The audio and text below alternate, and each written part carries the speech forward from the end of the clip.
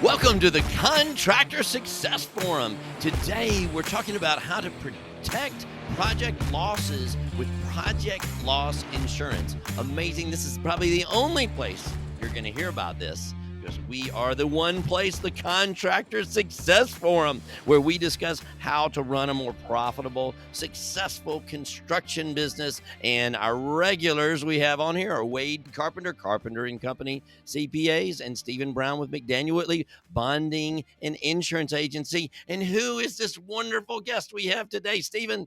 Well, first of all, I love the idea that you say this is the only place you're going to get this kind of information. It's really not 100% accurate, but I love it. I like your attitude behind it. And our guest today, listeners, is Daniel Fulcher. And Daniel is with Travelers Insurance Company, and he is the account regional director for a new product called Project Loss Insurance. And Daniel was a surety underwriter, and Travelers started working on this insurance coverage called Project Loss Insurance. And it really, really fits well in managing your risk. I'm excited about it. I hope you are too as a listener. And Daniel, would you mind introducing yourself and just telling us a little bit about how you got into this, what Travelers is doing with this Project Loss Insurance? Sure. Well, first off, thank you so much for your time today, and excited to educate your listeners about this new product we have. And as you mentioned, I am a surety underwriter as well, and this product came out of the surety space. And as Travelers, one of the largest surety writers in North America, we have 4,500 accounts across that area, and so we see a big swath of the market and a trend that we started seeing over the last 10 to 15 years, and it's really been accelerating, is a construction company coming across just one catastrophic project loss that is typically a multifactorial of things: a difficult owner, challenges with subs, maybe some delays and damages, just a multitude of things, mismanagement, and that this one catastrophic project just blows a hole in the company's balance sheet. And that's really what we're trying to do with the product, is protect that investment that the business owners have in that construction company. Well, all of us know about that one catastrophic job that just eats your lunch. And all of us certainly have stories about that. And I'm sure all our listeners do too, or have heard a story about that. So, how do you use this project loss insurance to keep that from happening? Sure. Well, so the coverage is a first party coverage, right? So unlike a bond that's really to the benefit of an owner or the subs below you, the funds from the product come directly to the business. And what kind of happens is we put the coverage in place, and then new contracts as they're assigned or enrolled in the coverage. And then in real simple terms, if you have a catastrophic project that's above your retention amount, we start refunding dollars lost. It's usually a 75-25% split. So the way I like to think about it is we're really giving you back 75 cents of every dollar lost over your retention amount until we've exhausted the limits of the policy.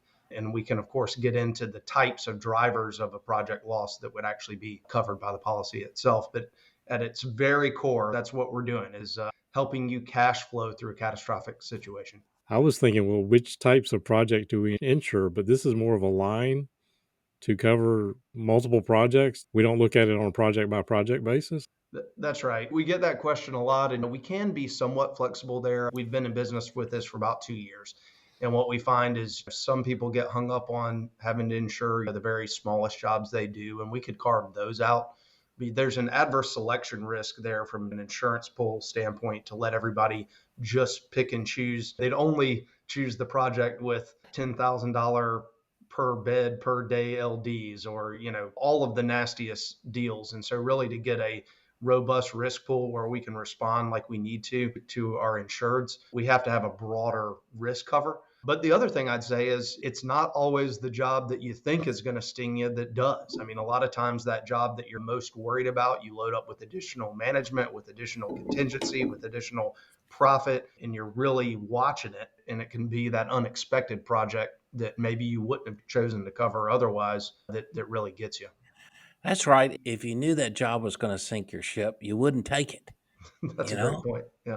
Yeah, right. There definitely have been jobs. We were just talking about in our last podcast about how you can control and get your estimates or different things correct sometimes, and staying in your area of expertise. So I guess we could just insure the ones that we don't know what the hell we're doing. That would be one strategy, I guess, if you could Yeah, take it'd it be back. easier for me to get the bond too. I said, "Hey, Daniel insured this project, and he wouldn't do it if he didn't think they knew what they were doing."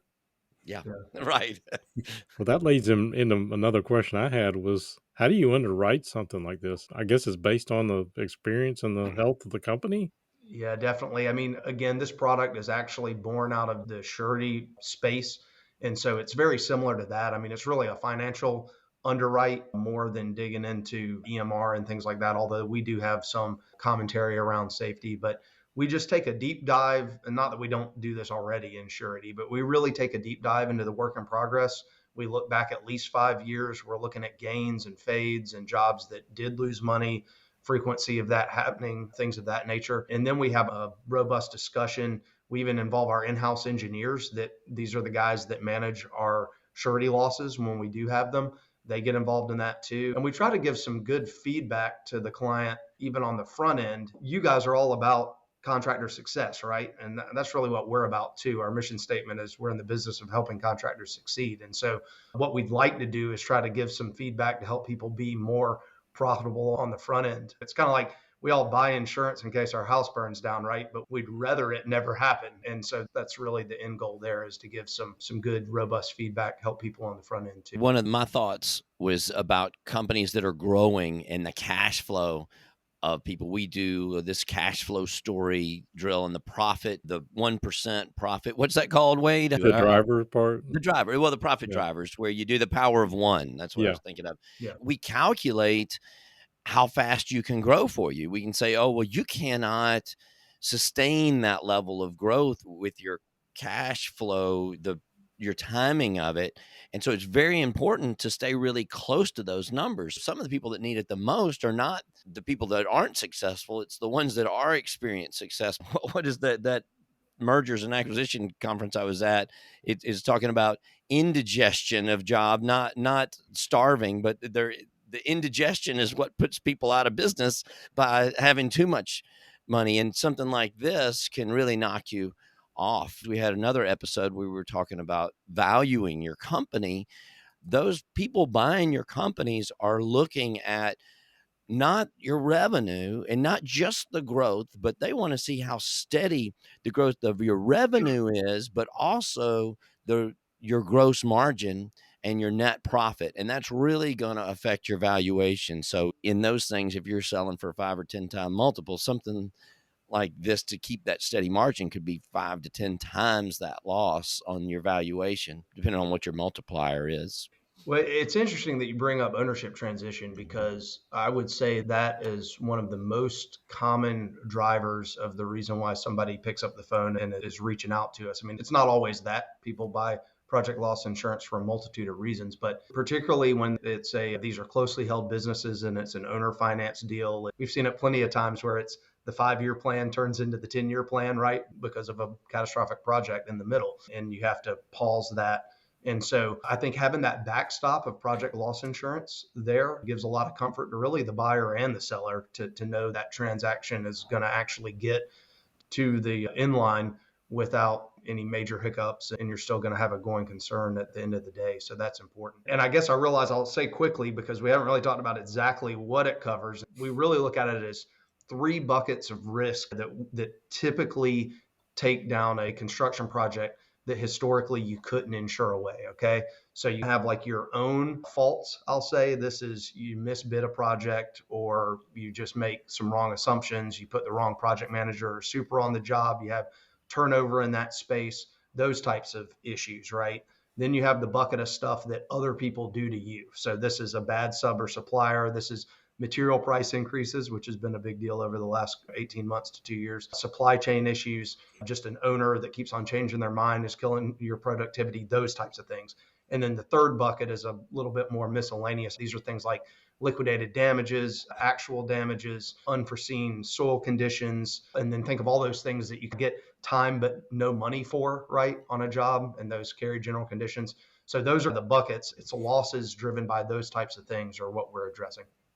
And sometimes a combination of those. Very often on a catastrophic project, a combination. You're right, Stephen. As a CPA, I guess I've got to ask, I assume you come back in and you're looking at it on a project by project basis. So are they looking at the job costing? One of the common subjects we have on here is what if they're not very good at job costing? The short question is, how do you assess what the loss is? That's a great question. And of course, we're trying to ferret out some of that on the front end through the underwriting, right? And make sure that it's a contractor that has two hands on the wheel. We're not looking for perfection by any means, but we want some level of sophistication. I mean, think about the type of contractor that's at least able to generate quarterly whips internally and is having monthly project meetings and things like that. So that's one piece of that. Then on the back end, we did want to make it easy to make a claim. So it's really, we have a proof of loss, but it's frankly just arithmetic. I mean, it's direct cost and then any liquidated damages or actual damages, the net of whatever you could charge back to a sub, basically. And then just to the extent that's higher than contract price, that's a loss, right? And then you'll have a retention amount or a deductible on the policy. And so to the extent that our covered drivers are driving a loss that's greater than that amount, that's a covered project loss. So it's really the write down of the job on the whip, Wade. So not a fade, not an underbilling, but that moment in time that the project is taken down below the deductible amount due to the covered issues. And then for indirects being charged to jobs, we work through that on the front end and we just apply a percentage. So we don't want to get in an argument on the back end. So we would say, okay, what do you normally apply to your jobs? 2%, 3%, 4%. And so that, again, would just be arithmetic in a claim. Now, I'm sure we'd ask for some backup information out of Procore or whatever system they're using, but we want to try to make that as painless as possible. One thing I was thinking about is I run into people that are wanting to exit the business. And one of our practices is run your business as if you're going to sell it. And then once you can run it like that, one of the points is getting the owner to where the company can run without them. Well, the owner kind of wants to get out. I've actually had this thought before of leaving a company. Well, if I'm not there day to day, I don't know if I want that risk of these guys, just like that example that we used in the last podcast of the guy missing one line item on a takeoff, something like that. But these losses that they have when you're not there anymore can greatly affect you personally. And you may be in the owner again, if you decide not to sell the company, but you've prepared it so well that might as well keep it. It's a great investment, but you just don't want that loss. And there are only certain amount of things that you can cover against. I can see this being a big headache to take away because you have the liability and you have some of these other insurances. Gosh, that just didn't even seem possible to insure that part. If I'm retired and not coming to the office very often anymore, I'd love to see that. It'd be a big peace of mind.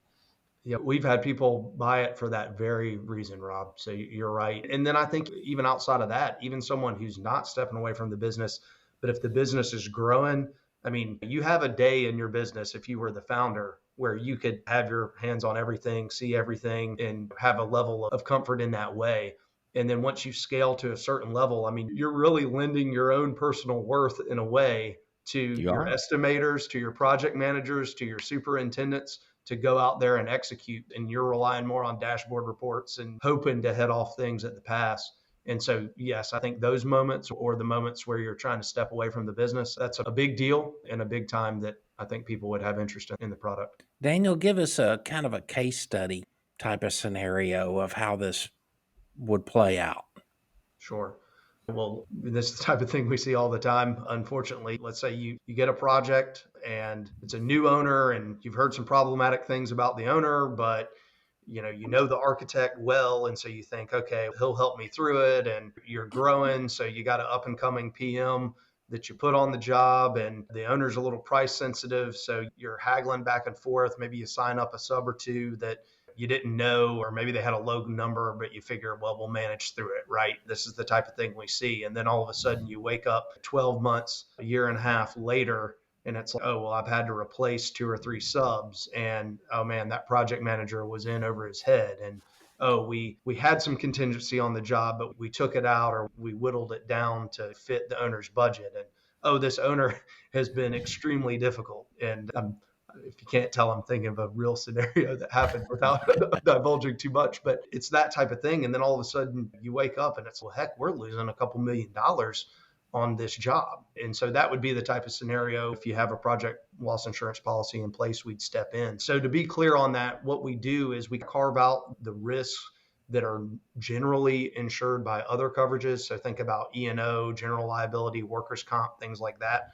And we're really picking up those risks inherent to construction that typically can't be covered in other ways, like we've talked about, with the one difference there really being a subcontractor risk. Because of course there's SDI policies and there's bonds, but there's still risk there. I mean, maybe the project manager doesn't remember to pull the bond. One thing we've seen more and more lately is the sub that just walks before they're ever even under contract, and you got to go spend money to replace them. And of course, you can't make a bond claim or an SDI claim because a contract was never signed in the first place. So that's really where we're trying to get. And so that's kind of a general case study. I mean, you think about the paver that's got to go out and tear up a bunch of bad work and mill it back up and repave again, and what that could mean. Scenarios like that. I'm sure our listeners have either had a scenario that hopefully hasn't gotten completely catastrophic, but they can think about, oh man, if these two things hadn't fallen in place, it would have been a lot worse. Or maybe their friend up the street is no longer around because of a catastrophic project. Yeah. Okay, well, you talked about sharing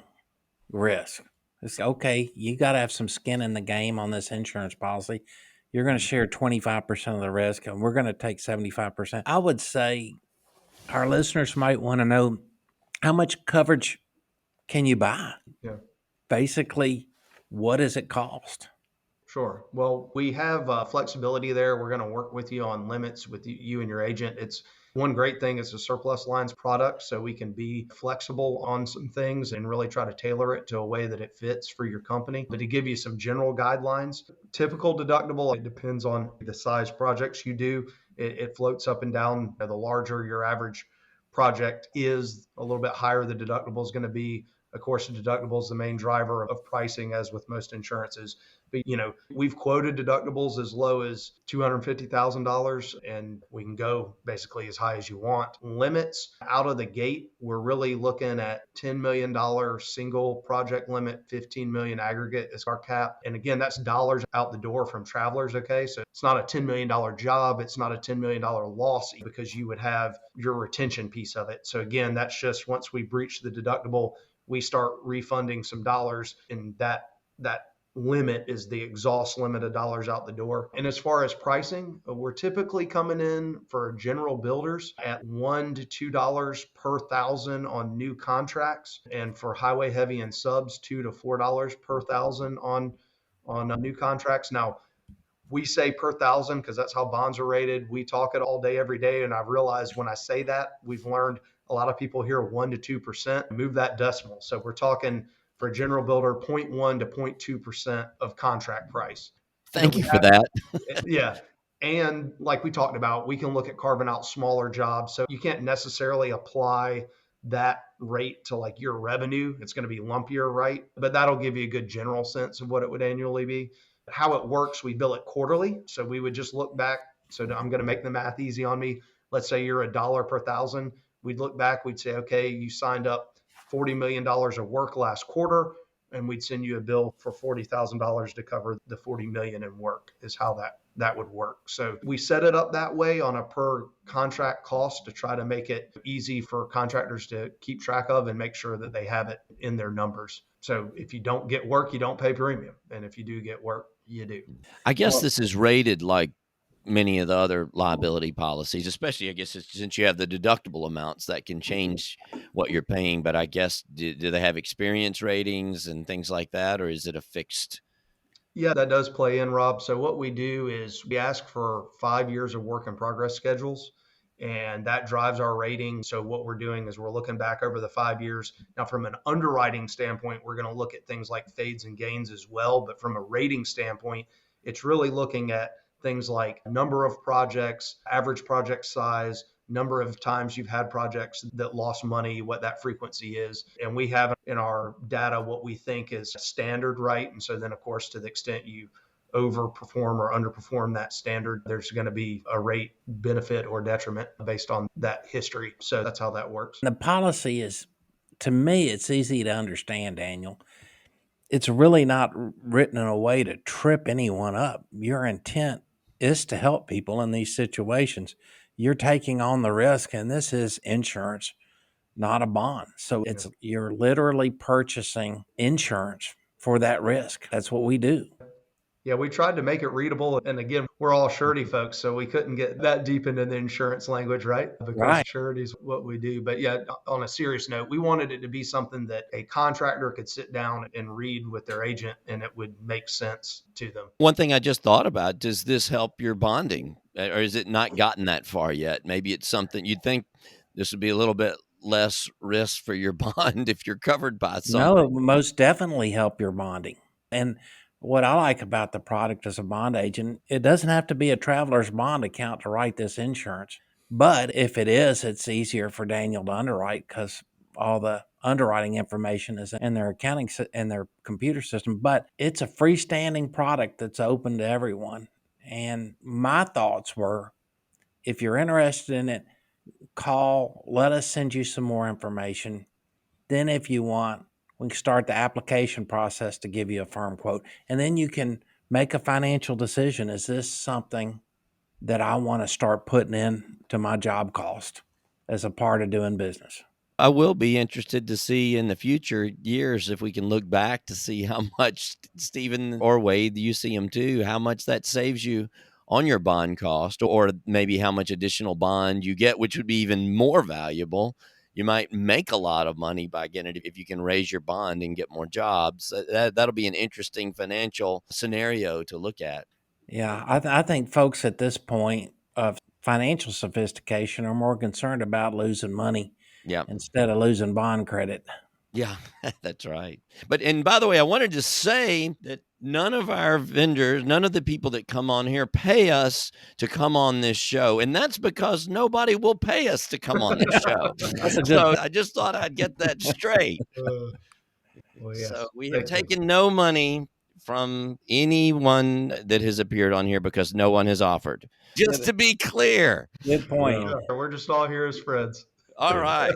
I think we all agreed that this one was a topic that I think we thought our listeners would want to hear about because it is new and it's one of those things that I think a lot of people could use. But I did have one final question because I'm thinking of a specific situation with a joint venture or like a contractor that has not necessarily hit 5 years or something like that.